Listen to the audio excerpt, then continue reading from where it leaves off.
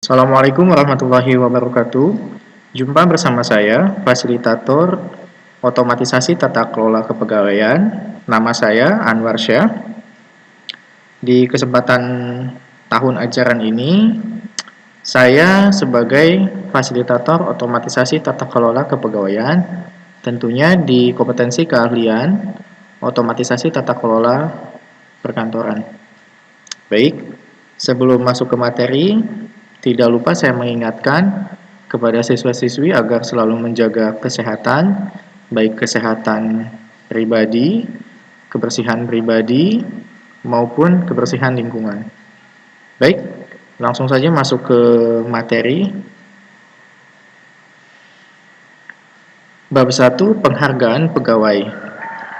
Nah, di sini kita sering mendengar kata penghargaan. Apa sih penghargaan itu?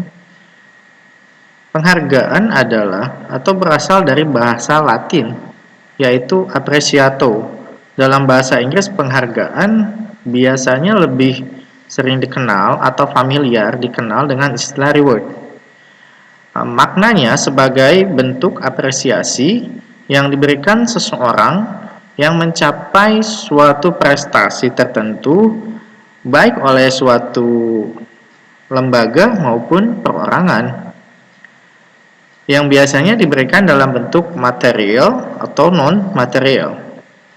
Ada juga menurut KBBI, Kamus Besar Bahasa Indonesia, penghargaan adalah perbuatan atau menghargai atau sebagai bentuk penghormatan.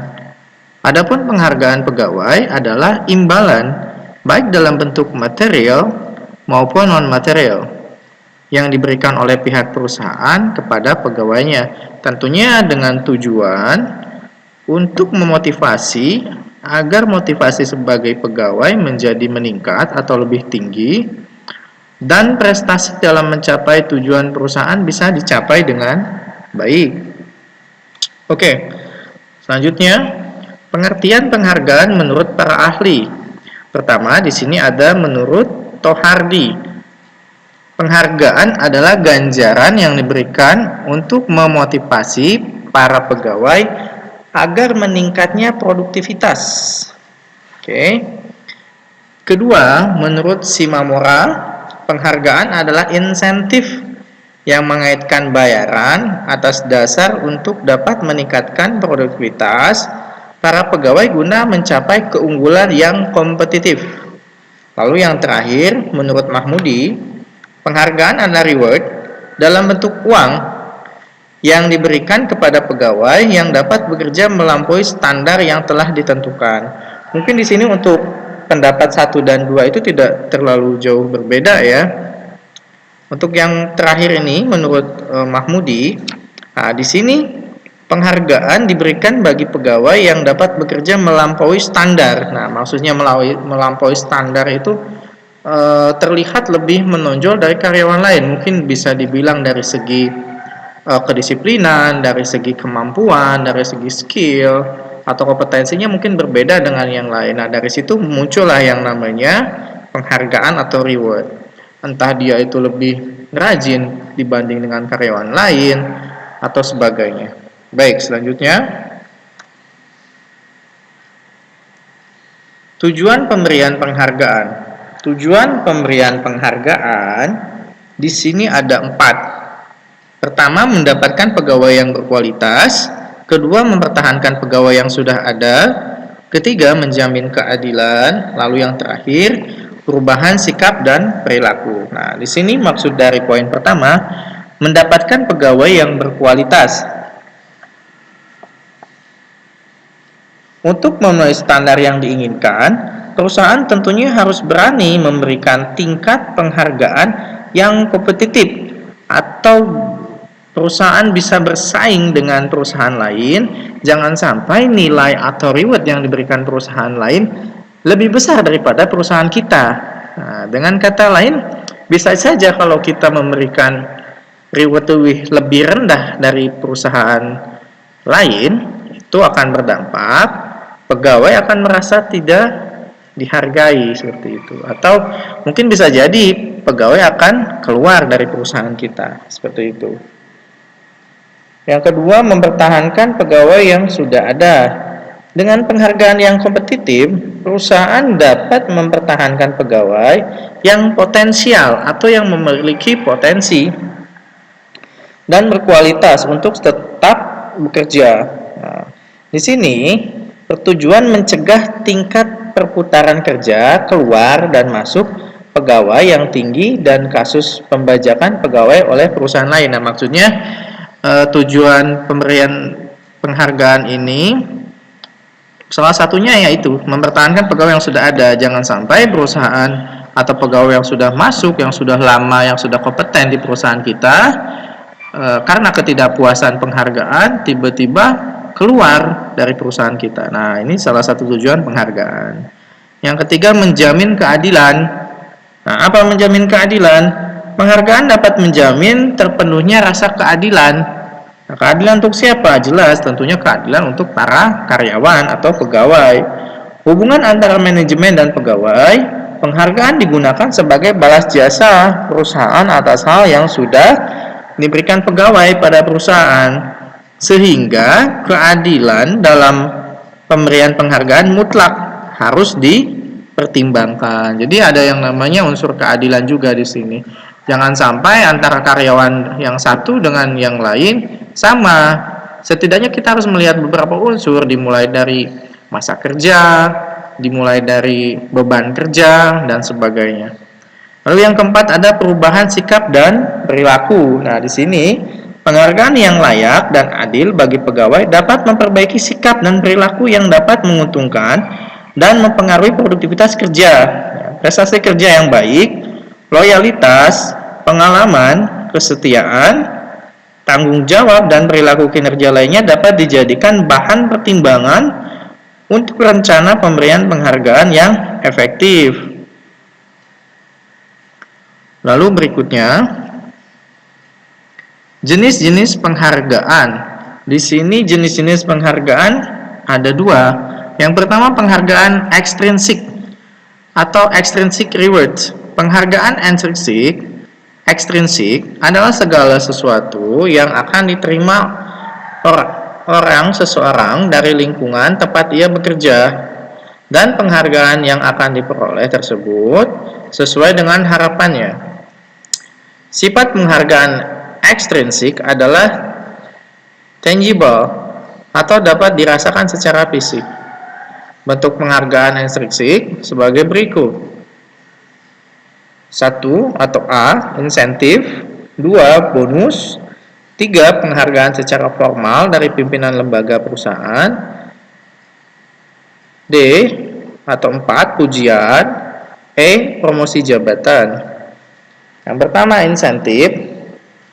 Insentif merupakan pemberian uang di luar gaji yang diberikan oleh pimpinan lembaga atau perusahaan sebagai bentuk pengakuan terhadap prestasi kerja dan kontribusi pegawai pada lembaga perusahaan.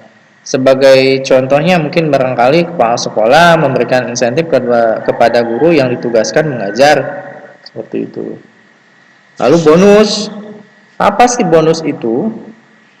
Bonus itu merupakan imbalan berupa sejumlah uang yang ditambahkan ke gaji pegawai yang mampu bekerja sedemikian rupa sehingga melampaui harapan pimpinan. Ya, jadi bonus itu semisal contohnya seperti bonus bulanan atau bonus tahunan. Biasanya lebih mengarah atau lebih condong ke bonus tahunan.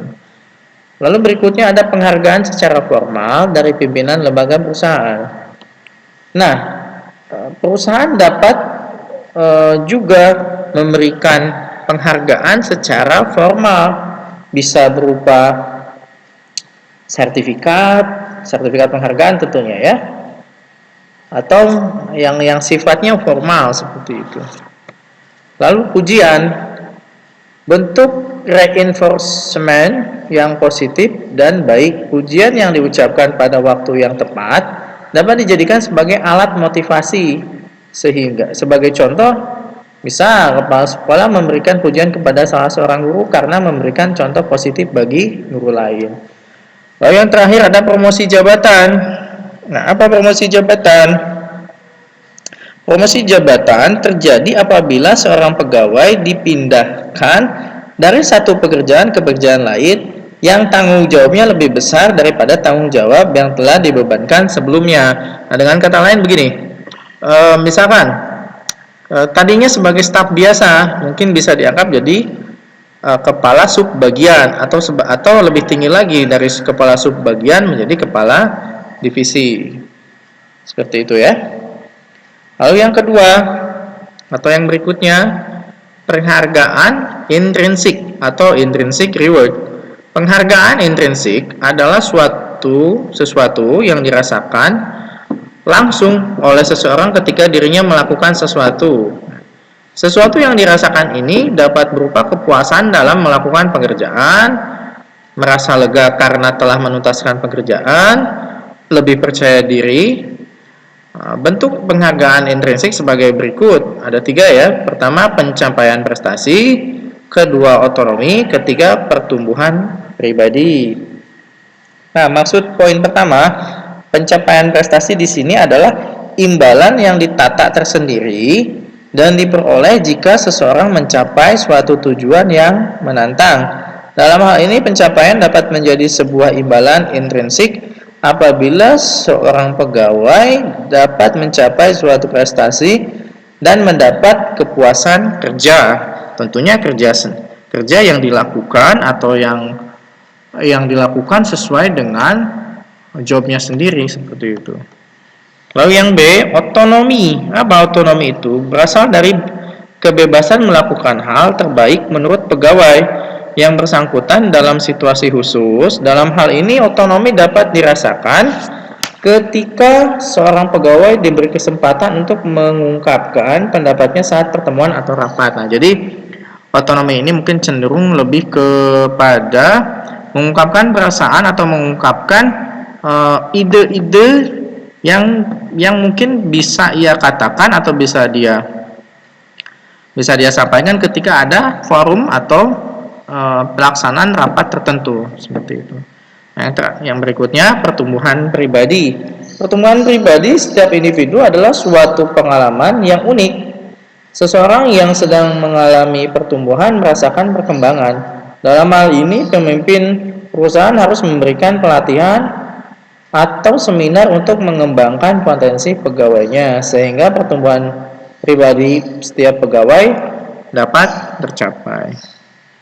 Mungkin sementara ini yang bisa saya sampaikan. Lebih kurangnya mohon maaf. Jangan lupa selalu jaga kesehatan, jaga pola makan, selalu pakai masker bila keluar rumah, bawa sanitizer pribadi. Ya, terima kasih banyak atas perhatiannya. Billahi taufiq wal hidayah. Wassalamualaikum warahmatullahi wabarakatuh.